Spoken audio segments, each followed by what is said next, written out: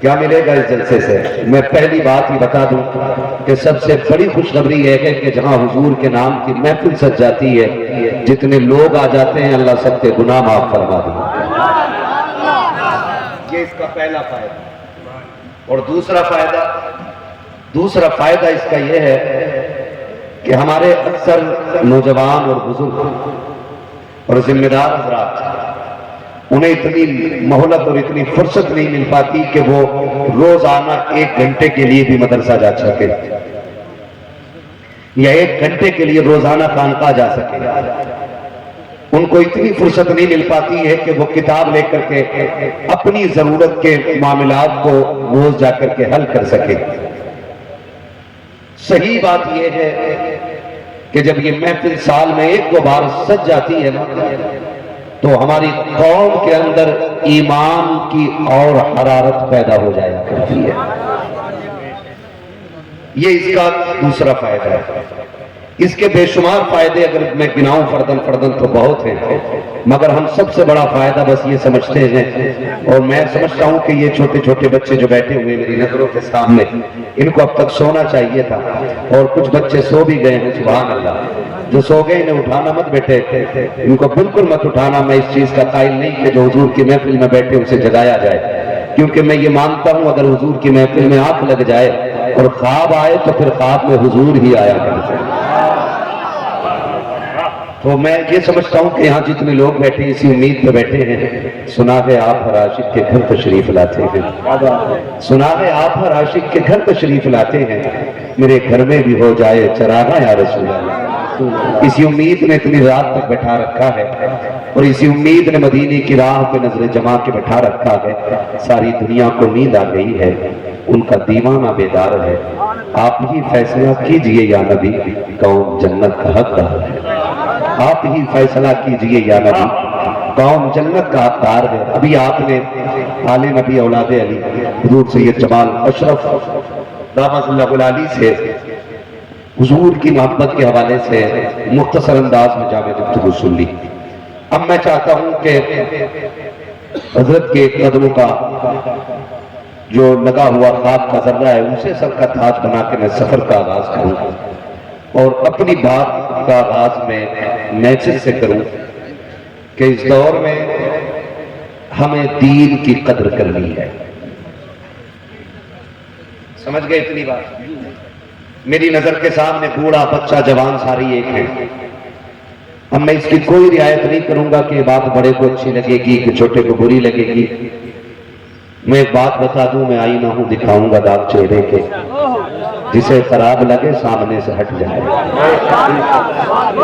آج ضرورت ہے کہ ہمیں دین کی قدر کرنی ہے،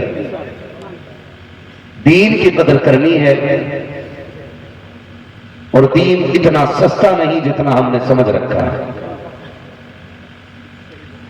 دین اتنا سستا نہیں جتنا ہم نے سمجھ رکھا ہے۔ آپ کے بستی میں ایک ادارہ میں نے دیکھا، سنایا وہ حضرت کی سرپرستی میں چل رہا ہے، خدا سلامت رکھے آپ لوگوں کو۔ لیکن آپ سے چھوٹی سی شکایت بھی ہے، کمیٹی والوں سے گزارش کروں گا، یہ میری اپیل ہے، مانے تو مانے، نہ مانے تبھی کوئی بات نہیں۔ کام ان لوگوں کے ذمہ دیا جائے جو کرنے کے لائق ہو، جو ٹانگ کھینچنے والے لوگ ہوں ان سے کام نہ لیا جائے۔ اب وہ دور ختم ہو گیا ہے کہ جب موبائل میں نیٹ ورک نہیں آتا تھا تو چھت پہ چڑھتے تھے، اس سے پہلے نہیں آتا تھا تو دوسری منزل پہ جاتے تھے، پھر بات ہوتی تھی۔ اب تو اتنی ترقی سائنس نے کر لی ہے کہ 5G کا دور ہے۔ کون سا دور ہے؟ بولو، موبائل سب سے زیادہ چلاتے ہو، کون سا دور ہے؟ جو جانتے ہیں وہ بولیں، کون سا دور ہے؟ 5G means اسپیڈ کا دور، تیز رفتار۔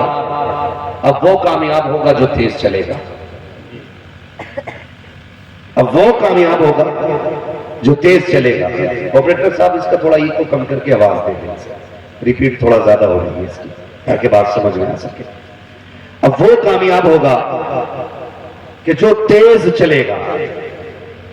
اب وہ دور نہیں رہ گیا ہے کہ بیٹھ کر کے منہ تکنے کا وقت ہے. اب ہمیں کچھ کر گزرنے کا وقت ہے. کچھ کر گزرنے کا وقت ہے. آپ دیکھ رہے ہیں آئے دن کسی نہ کسی مدرسے پہ بلڈوزر چل رہا ہے. آئے دن کوئی نہ کوئی مسجد گرا دی جاتی ہے. اہل سنت کا مسلمانوں کا نقصان پہ نقصان ہو رہا ہے.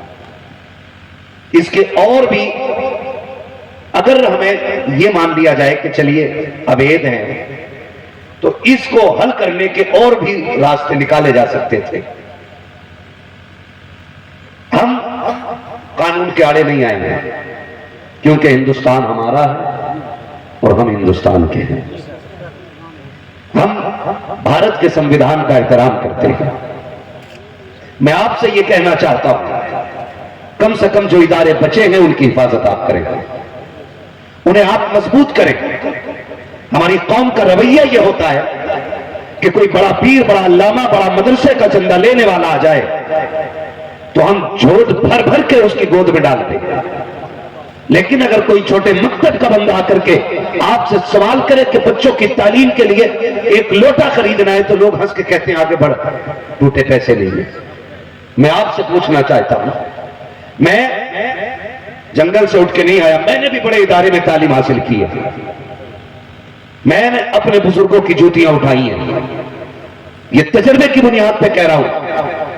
جو صرف بڑے اداروں کو چندہ دینے کے مطلب کو سمجھتے ہیں کہ دین کی خدمت کی ہے تو وہ سنیں, بڑے ادارے ان لوگوں کو اپنی آغوش میں لے لیتے ہیں جو عالم بننے والے لوگ ہوتے ہیں.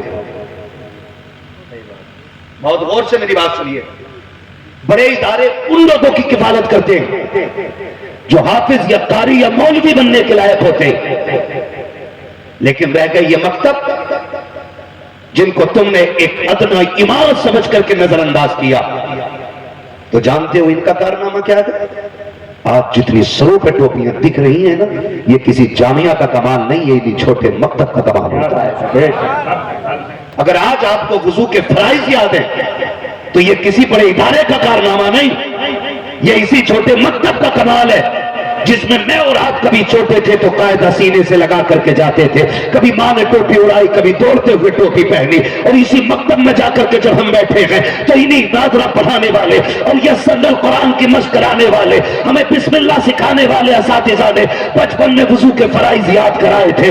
آج تک ازبر ہے. نماز ہمیں بچپن میں یاد کرائی تھی, آج تک ازبر ہے. ہمیں غسل کا طریقہ مکتب میں بتایا گیا, آج تک یاد ہے. دعوے کے ساتھ کہتا ہوں جتنے لوگ یہاں بیٹھے ہیں, چاہے سروس مین ہو, چاہے بزنس مین ہو, یہ دین سیکھنے کے لیے نہ کسی جامعہ میں گئے تھے, نہ کسی ادارے میں گئے تھے.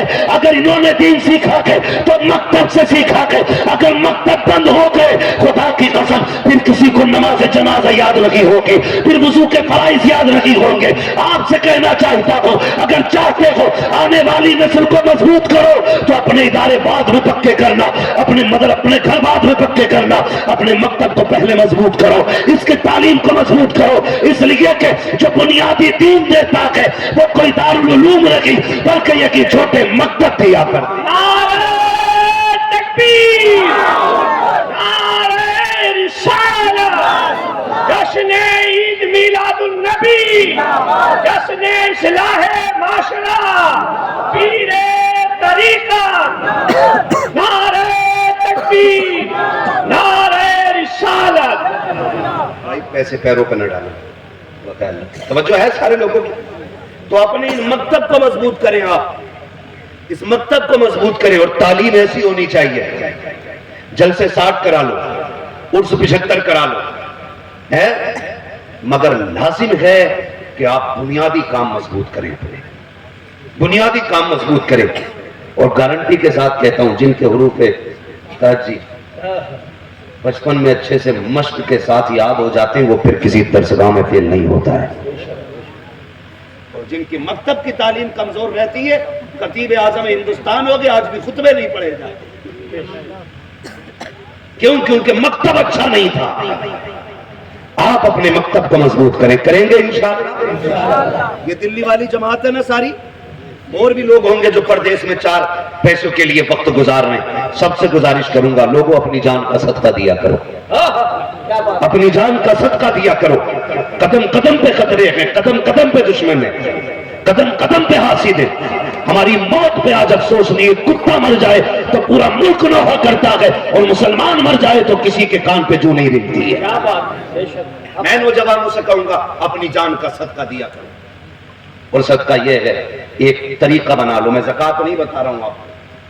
کبھی آپ کہیں کہ صاحب یہ 2.5% سے اوپر نکل گیا مثلا, میں صدقہ نافلہ کی بات کر رہا ہوں.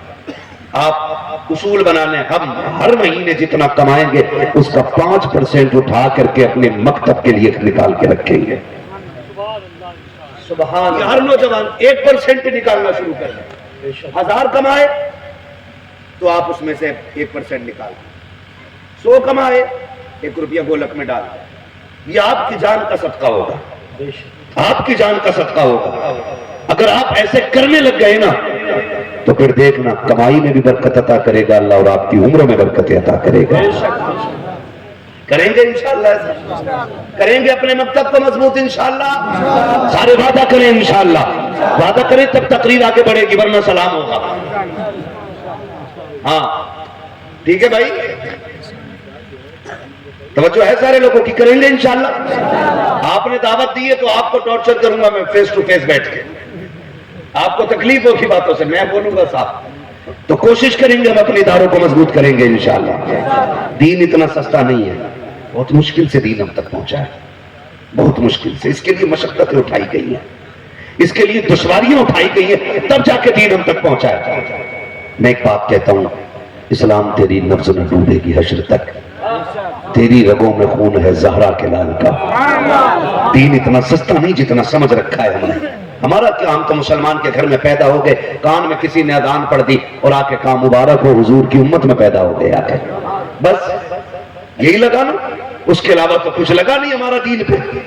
بھائی دین کی قدر کرو, بڑی قربانیاں ہیں دین کے لیے, بڑی قربانیاں ہیں. میرے نبی نے اعلان نبوت فرمایا, سنیں اللہ کرے ہمیں بھی دین کے لیے جان لٹانے کا اللہ جذبہ عطا فرمائے. چلوں آگے, وہ جو ہے کوئی ڈسٹرب ہو, توجہ ہے سارے لوگوں کو. حضور نے اعلان نبوت فرمایا, اعلان نبوت فرمایا, اور سرکار نے فرمایا قولوا لا الہ الا اللہ, کہو اللہ کے سوا کوئی معبود ہی نہیں ہے. یہ میرے نبی کا اعلان ہے. اور فرمایا میری رسالت کا اقرار کرو, کامیاب ہو جاؤ. کتنے لوگوں نے ساتھ دیا؟ جتنے ناک تک کھا کے اٹھے تھے نا, سارے منہ پہ کہہ کے چلے گئے تھے ہم ماننے والے نہیں. حضور کا چہرہ اترا, 10 سال کے بچے کی نگاہ پڑ گئی, اور وہ 10 سال کا بچہ کوئی اور نہیں, آج دنیا اسے حیدر کرار کہتی ہے. آج دنیا حیدر کرار کہتی ہے. اسی شیر خدا کی نظر پڑ گئی, سب چلے گئے. میرے نبی نے کہا علی تم نہیں گئے, تم نہیں گئے, سارے میری بات کا انکار کر کے چلے گئے, تم کیوں رکے؟ آگے بڑھ کے دامن تھام کے کہا محبوب دل تھوڑا نہ کر. ابو جہل نہ ہی مانتا نہ مانے, اتبا نہیں مانتا نہ مانے, علی تیرے ساتھ کھڑا رہے. 10 سال کی عمر میں حضرت علی نے کہا میں آپ کے ساتھ رہوں گا. اعلان نبوت کرنا تھا, ایک کوہرام مچ گیا. غیر تو غیر اپنے بھی جان کے دشمن بن گئے. ابو لہب جیسا چچا بھی حضور کا دشمن ہو گیا. کتنی مشکل سے دین ہم تک پہنچا یہ بتانا چاہتا ہوں. میں سلام کرتا ہوں ان نوجوانوں کو جنہوں نے خون پسینے کی کمائی لگا کر کے آج یہ دن دکھایا ہے کہ مجھے اور آپ کو اللہ اور اس کے رسول کی باتیں کرنے کا موقع مل رہا ہے.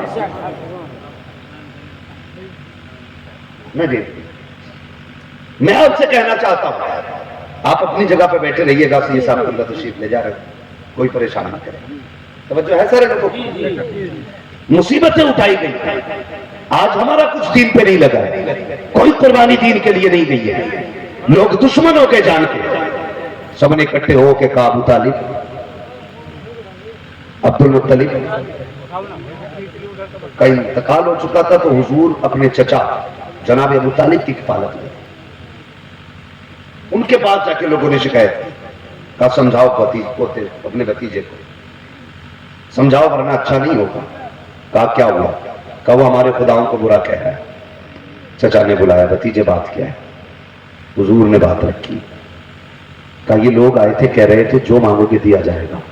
میرے نبی نے کیا کہا؟ میرے آقا کا جواب سنے اللہ کرے یہ دل میں بات اتر جائے. کہا چچا اگر یہ میرے ہاتھ پہ سورج رکھ دے اور دوسرے ہاتھ پہ چاند رکھ دیں اور پھر مجھ سے کہیں دین کی تبلیغ چھوڑ دے، حضور کہتے میں چاند سورج چھوڑ دوں گا مگر حضور کہتے میں دین کی تبلیغ کرنا نہیں چھوڑوں گا۔ یہ میرے نبی کا جواب۔ اور پھر اس کے بعد جب یہ جواب مل گیا ذلیل ہو گئے، آ کے حضور کے چچا سے کہا کہ ہم جان لے لیں گے ان کی۔ میرے نبی کے چچا نے کیا کہا ہوش کے نہ خون لو، ہلکے میں مت لینا، میں ساتھ کھڑا ہوں، اور جب تک میں ہوں کسی کی ماں نے دودھ نہیں پلایا میرے بھتیجے کا ایک بال بھی بیٹا کر سکے۔ تو رسوائیاں اٹھانی پڑی۔ پھر کیا ہوا؟ پھر مصطفیٰ کے ساتھ بائیکاٹ کا انہوں نے پلان کیا، سوشل بائیکاٹ آقا کا کیا گیا، تحریر تیار کی گئی، اور تحریر ایسی تیار کی گئی کہ ان کے ساتھ نہ کوئی بات کرے گا، نہ کوئی بیٹھے گا، نہ کوئی بولے گا، نہ ان سے شادی کرے گا، نہ ان کے ساتھ لین دین رکھے گا، نہ ان کے یہاں پہ آنا جانا رکھے گا، آج کے بعد نہ یہ ہمارے نہ ہم ان کے۔ جب یہ بائیکاٹ کا اعلان ہوا نا تو پھر حضور کے چچا نے پورے قریش کو اکٹھا کیا، تاکہ مانگ رہے ہیں کہ اپنا بھتیجا ہمیں دو، ہم اسے قتل کریں گے، میرا فیصلہ یہ ہے کہ میں اپنی جان دے دوں گا، بھتیجے پر آنچ نہیں آنے دوں گا۔ تو قریش والے جنہوں نے ابھی کلمہ بھی نہیں پڑھا تھا کہنے لگے ہم تیار ہیں۔ حضور کا ساتھ خاندان قریش نے دیا، ابو لہب کے علاوہ سارے شاب ابی طالب میں گئے۔ آج میں سب سے پوچھنا چاہتا ہوں، ذرا دل پہ ہاتھ رکھ کے بتائیے یہ شاب ابی طالب کی کنڈیشن کیا تھی؟ شاب ابی طالب کی کنڈیشن یہ ہے کہ بھوک پیاس اتنی تھی کہ اگر چمڑا بھی روڈ پہ مل جاتا تھا تو مصطفیٰ کے ساتھ دینے والے لوگ اسے ابال کے، جلا کے، بھون کے، مسالہ بنا کے، پانی میں پکا کے چمڑے بھی کھا جایا کرتے تھے۔ آج کتنے وقت کی روٹیاں ہمارے گھروں میں، 6 ٹائم کھانے والے بھی آج دین کے بارے میں نہیں سوچ رہے۔ حج کر کے آگے تو بس سوچ بیٹھے اب تو ہم جنتی ہو گئے، اب کچھ کرنا ہے ہی نہیں۔ ہاں جی، اگر 5 ٹائم نماز پڑھنے لگے ہو گئی دین کی ذمہ داری پوری۔ ایسے دین ہم تک نہیں پہنچا۔ آپ شاب ابی طالب کی سختیاں دیکھیں تو قسم خدا کی آج بھی رونا آ جایا کرتا ہے۔ 3 سال میرے مصطفیٰ نے اس گھاٹی کے اندر گزارے جب جناب ابو طالب کی ملکیت کی گھاٹی تھی۔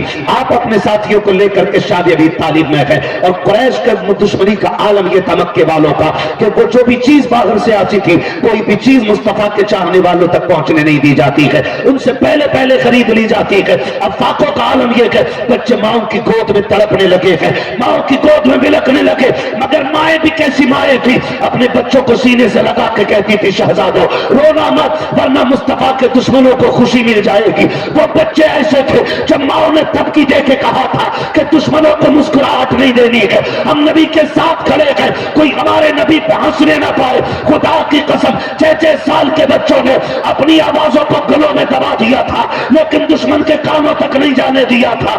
آج میں پوچھنا چاہتا ہوں 8 وقت کھانے کے بعد ہمیں قرآن کا خیال کتنا آتا ہے، ہمیں مکاتب کا خیال کتنا آتا ہے، ہمیں مدرسوں کی فکر کتنی ہوتی ہے، ہمیں دین کا خیال کتنا آتا ہے۔ ہماری قوم نے تو بے غیرتی کی چادر اوڑھ رکھی ہے، کوئی کہتا ہے یہ زکات کھانے والے ہیں، کوئی کہتا ہے یہ خیرات کھانے والے ہیں، کوئی کہتا ہے یہ ملوں کی جماعت ہے۔ اللہ کی قسم کھا کے کہتا ہوں یہ زکاتی خیراتی نہیں ہے، یہ وہ قوم ہے جو یہاں بھی مصطفیٰ کے ہے اور قیامت میں بھی مصطفیٰ کے ہے۔ سبحان اللہ، نعرہ تکبیر، نعرہ رسالت، جشن اصلاح معاشرہ، مفتی حماد صاحب قبلہ، نعرہ تکبیر، نعرہ رسالت۔ بدلو اپنے رویے اور دین کی خدمت کا جذبہ پیدا کرو۔ دین کی خدمت کیسے ہونی ہے، دین کی خدمت کیسے ہونی ہے، اس چیز کے بارے میں ہم زیادہ تر سوچا کریں۔ دین ایسے ہم تک نہیں پہنچا ہے، دین ہم تک بہت مشکلوں میں پہنچا ہے۔ آقا کریم صلی اللہ تعالی علیہ وسلم کی جو پہلی زوجہ ہیں جن کو محسنہ اسلام کہا جاتا ہے، نام حضرت خدیجۃ الکبریٰ رضی اللہ تعالی عنہا۔ ان کے نام پہ بول دو سبحان اللہ۔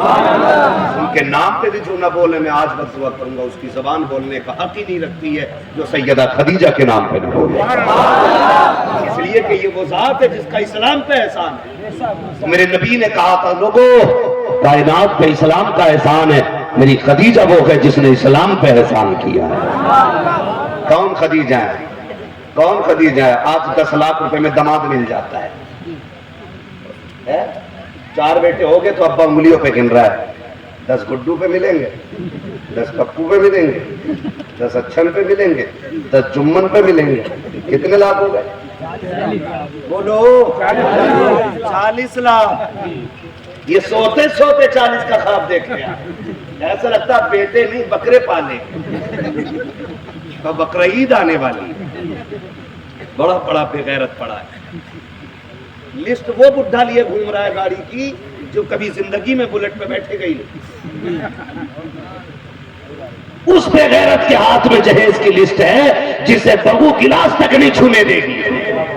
तू क्यों मरा जा रहा है? पिलाई 3 इंच वाली चाहिए। तुझे कभी बेड पे बैठने नहीं मिलेगा। मर कितना मरेगा? हाँ, कौम का बेड़ा गर्क करके रख दिया है बेगैरतों ने। आज कंडीशन ये कि कौम की बच्चियों के बाल सफेद हो गए, इसलिए कि जहेज देने के लिए बाप के पास पैसा नहीं है, और ये हर साल गले में हार डाल के कीमत लगवाता बेटे की। कुछ तो इतने चालाक मुखिए होते हैं, हर साल कहते हैं रिश्ता कराओ। कहाँ हो रहे यार रिश्ता? फला आदमी 12 देने कह रहा, सोच रहा है 1 साल और बढ़ा दूं फिर 15 लाख मिलेंगे। ये कंडीशन है लोगों की। हजरत खदीजतुल कुबरा वो गए जिनको मलिका अरब कहा जाता है। क्या कहा जाता है? मलिका अरब जब हुजूर के निकाह में नहीं आई थी तो इनके कपड़ों में सोने के तार होते थे। सोने के तारों से बना हुआ कपड़ा पहनती है खदीजा। लेकिन जब हुजूर के निकाह में आ गई, हुजूर ने ऐलान नबुव्वत किया तो लोगों को हंसने का मौका मिला, क्योंकि मुखालिफ हो गए लोग, मजाक करने लगे, कहने लगे माअज़ल्लाह मोहम्मद वो है जो बीवी की कमाई पे पल रहे।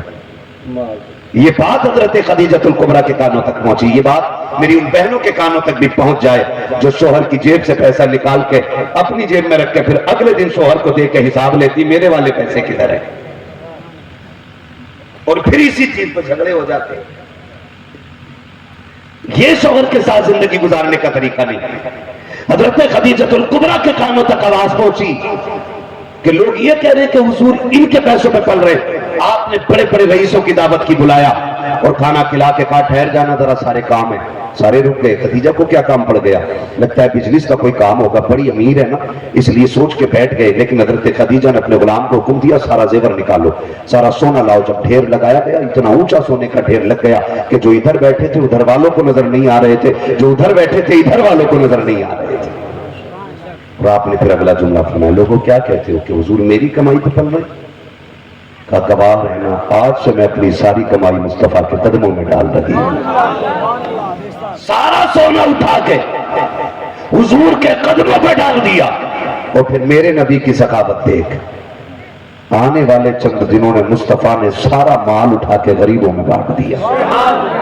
आवाज आती है कौन देता है देने को मुंह चाहिए, देने वाला है सच्चा, देने वाला है सच्चा।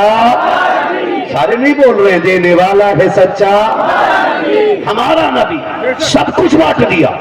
अब सुने, जो थोड़ा सा काम करके कह रहे मैं अपने हिस्से का कर बैठा भाई, अब तो मौत का इंतजार है। मौत का नहीं, लठिया का इंतजार है। थोड़ा सा खर्च करके कभी ये मत करना कि हम काम कर चुके। उम्मुल मोमिनीन खदीजतुल कुबरा, जिन्होंने कुल कायनात अपनी दीन पे कुर्बान कर दी। कितनी कुर्बान की। एक दिन हुजूर तशरीफ ले आए। हुजूर आए, हज़रत खदीजा की चौखट के बाहर ना 5 ऊंट खड़े थे। हुजूर अंदर आए, चेहरे पे थोड़ा सा उदासीपन। हज़रत खदीजतुल कुबरा बावफा खातून ने, ऐसी बावफा है कि 25 साल हुजूर के साथ गुजारे हैं, तन्हा गुजारे। लेकिन मेरे नबी कहते हैं 25 साल में कभी मुझे दरवाजे पे खड़े होकर आवाज देने की जरूरत नहीं पड़ी। ये रवैया हज़रत खदीजतुल कुबरा का हुजूर के साथ था। 25 साल कभी आवाज देने की जरूरत नहीं पड़ी।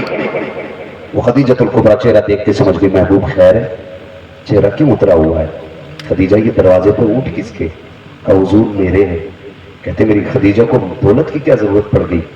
इतना सुनना था। हज़रत खदीजतुल कुबरा ने गुलाम को आवाज दी, कहा जल्दी कर ऊंट खोल, कमर पर रस्सी डाल, छोड़ दे। किसी को देने भी नहीं, छोड़ किधर जाने का, जाने थे जहां चले जाए। ऊँटों की रस्सियां खुलवा के छुड़वा दिया और फिर आके हुजूर की बारगाह में अपना दामन पकड़ के बैठ जाते हैं। आके करीम ने चेहरे को देख करके कहा था, खदीजा बात क्या है? हजरत खदीजा की आंख में आंसू है, कहती महबूब माफ कर दिया जाए कि मेरे ऊँट मेरी मिल्कियत किसी के पास थी, अभी उसके पास से आई है, ये मेरे पास खड़े हुए थे, सरकार मैंने वो सारे खुदा की राह में ऐसे ही छोड़ दिए गए, मुझे दौलत प्यारी लगी है। आका करीम की बारगाह में दामन पकड़ा के बैठ जाती है। आका कहते खदीजा क्या कर लगी हो? कहा महबूब अगर तू कहे तो ये बदन के कपड़े बचे हैं, अगर आप कहे तो ये भी उतार के किसी को मैं हिबा कर दूं। आका करीम इतना सुन करके और अचानक मुस्कुराने लग जाते हैं। हजरत खदीजा रो रही है, मुस्तफा मुस्कुरा रहे हैं। आका करीम की मुस्कुराहट देखी, हजरत खदीजा ने कहा आका आप क्यों मुस्कुराए? कहा मैं नहीं बल्कि जिब्रील भी मुस्कुरा रहा है। कहा क्या बात है? कहा जब तूने दामन पकड़ा है जिब्रील रब का सलाम लेके आया है, रब ने तुझको भी सलाम कहा है, मुझको भी सलाम। नारे तकबीर, नारे रिसालत।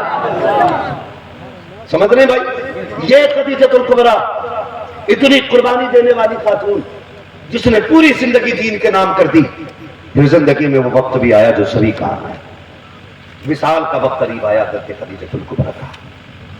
आज ना जो विसाल हुआ है, जो कपड़े पहने हुई थी, उन कपड़ों में 16 पैबंद लगे हुए थे। कितने पैबंद? 16। बोलो 16। सारे नहीं समझ पा रहे हैं कि कितने पैबंद लगे थे? 16 पैबंद लगे थे। इंतकाल की घड़ी है, मौत का वक्त करीब है। और याद रखें, जब किसी का इंतकाल होता है, माँ हो या बाप हो, तो सबसे ज्यादा ख्याल छोटे बच्चे का आया करता है। सबसे ज्यादा ख्याल छोटे बच्चे का आया करता है। होता क्या, माँ इंतकाल करने लगती है ना, तो सारे बेटों को बुलाती है, उमर, इरफान, अरमान, अरकान, आओ बच्चों, सबको बुला के पास बैठा के कहती। फिर छोटा बच्चा जो होता, बेटी हो या बेटा, उसका हाथ पकड़ के बच्चों के हाथ में दे के कहती मैं जा रही हूँ, मेरे छोटे बच्चे का ख्याल सारे मिलकर रखना।